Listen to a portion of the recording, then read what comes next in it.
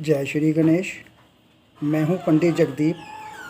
JD news 24 की ओर से आप सभी का सादर नमन करते हुए अकाल मृत्यु और ग्रहों की अशुभता नामक शीर्षक से इस वीडियो को लेकर आपके सम्मुख आ रहा हूं।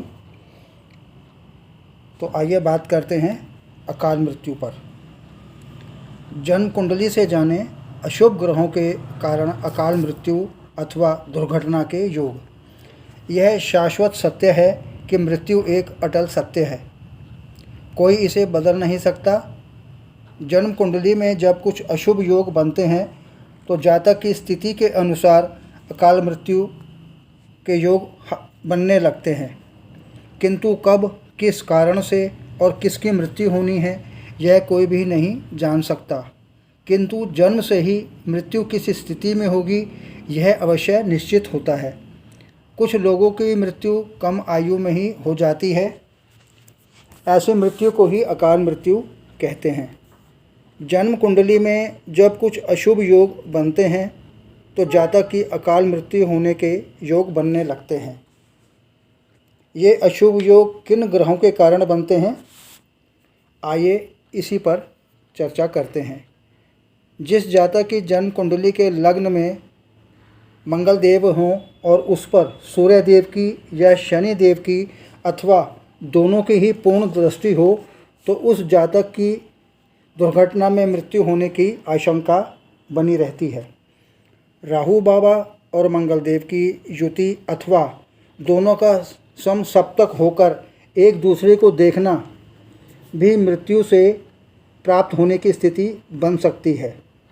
साथ ही यहाँ यह कहना भी उचित होगा कि जन्म कुंडली में या गोचर में मंगल देव और राहु बाबा की युति बने तो यह युति अंगारक योग कहलाती है। इस युति के बने रहने तक जातक को कष्टों व मानसिक पीड़ों का भी सामना करने के योग बन सकते हैं। जन्म कुंडली में षष्ठ भाव का स्वामी पाप ग्रह से युक्त होकर षष्ठ, अष्टम अथवा द्वादश भाव में अशुभ ग्रह की स्थिति जातक की हत्या का कारण बन सकता है। दशम भाव की नवांश राशि का स्वामी राहु या केतु हों तो जातक की मृत्यु अस्वाभाविक रूप से होती है। लग्नेश और मंगल देव की युति षष्ठ, अष्टम और द्वादश भाव में हो तो जातक की मृत्यु शस्त्र के वार से होती है। यदि मंगल देव द्वितीय, सप्तम अथवा अष्टम भाव में स्थित हों तो उस पर सूर्य देव की पूर्ण दृष्टि पड़ रही हो तो जातक की मृत्यु अग्नि से होनी निश्चित होती है। दुर्घटना से मृत्यु योग अथवा किसी गंभीर योग से मृत्यु होना निश्चित होता है। ऐसा पूर्व जन्मों के कर्मों के कारण भी हो सकता है।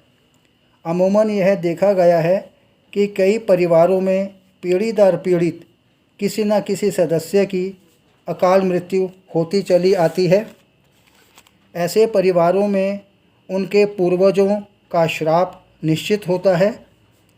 संबंधित श्राप के दोष को दान, विधि विधान से अनुष्ठान या फिर तप आदि करके निदान पाया जा सकता है। संभव है कि ऐसा करने से ग्रसित जातक अपने पाप और अपने बुरे कर्मों से मुक्ति पाकर अशुभता से दूर हो जाता है।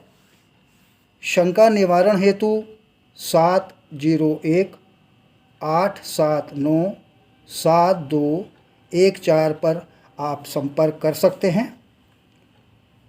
ज्योतिष शास्त्र, वास्तुशास्त्र आदि पर आप ज़रूरत पड़ने पर भी संपर्क कर सकते हैं। आगे प्रभु इच्छा, प्रसन्न रहें, स्वस्थ रहें। ऑनलाइन परामर्श उपलब्ध। आगामी वीडियो नए प्रसंग के संग आपकी समृद्धि की कामना सहित पुनः। जय श्री गणेश।